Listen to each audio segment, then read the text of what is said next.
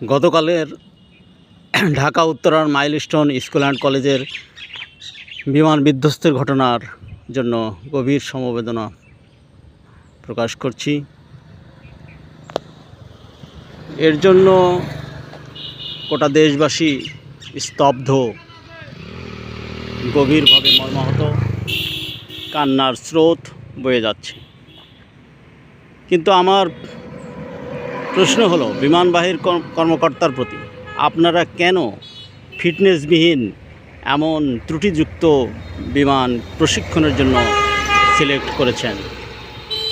এর জন্য, এই দুর্ঘটনার জন্য আপনারাই দায়ী। একটি ফিটনেসবিহীন গাড়ি রাস্তায় চলতে পারে না, রিক্সা, ভ্যান, ট্রাক সহ বিভিন্ন কিছু, অথচ আপনারা ফিটনেসবিহীন বিমান প্রশিক্ষণের জন্য নির্ধারণ করে রেখেছেন। এটা আপনাদের জন্য চরম ব্যর্থতার দায় নিতে হবে।